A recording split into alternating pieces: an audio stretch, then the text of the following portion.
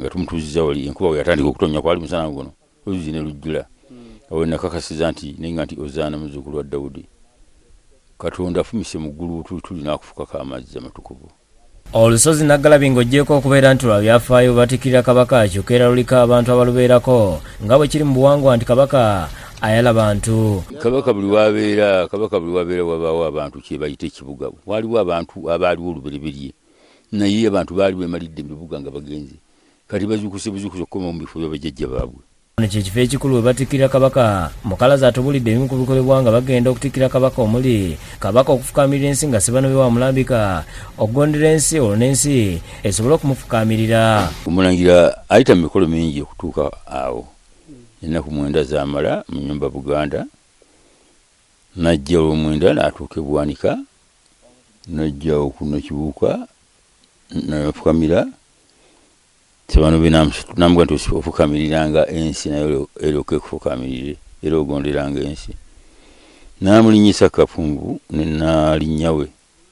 Mu ngeri y'emukalazi ategeeza nti okwawukanako ne 1993 bwe baatikirira kabaka olusozi Naggalabi mu kiseera kino lukulaakulanyiziddwa nnyo nga bw'otunuulira okuyooyoota okukoleddwa ku bifo bino byonna. Kyukakyuka ezza ekifo kyeyongedde okuyooyootebwa n'okukifuula ekifo ekigumu ekyobuwangwa kubanga luli zaali muli zaagwa ariko kati bakoze olubiri lwa byuma.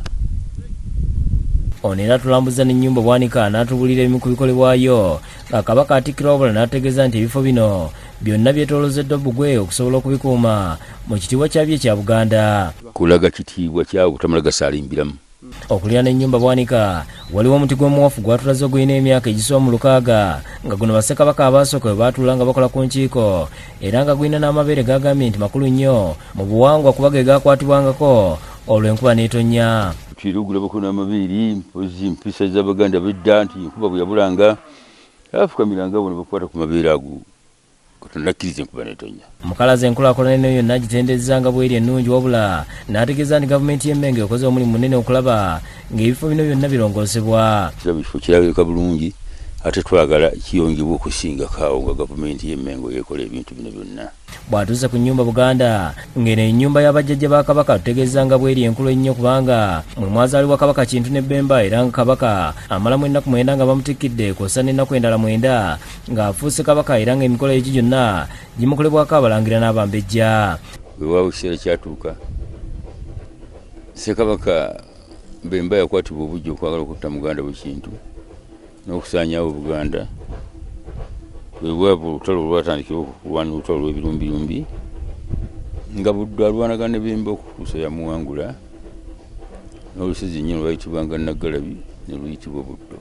Abamu ku bantu ku lusozi luno basanyukidde enkulaakulana ereeteddwako bwe bageraageranya n'amatikkira agaliwo mu 1993 nti kati waliwo enjawulo kubanga kyongedde abalambuzi okujja abangi kw'ossa n'abo abaali baluvaako okukomawo ne baluzimbako amayumba agalabika obulungi.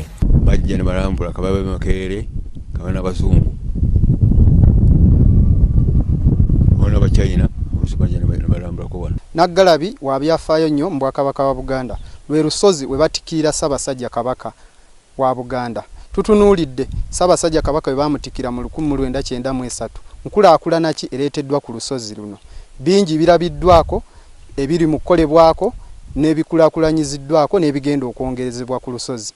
Ronald Kakoza, Nobedi Lutale ku Lwabukedde TV.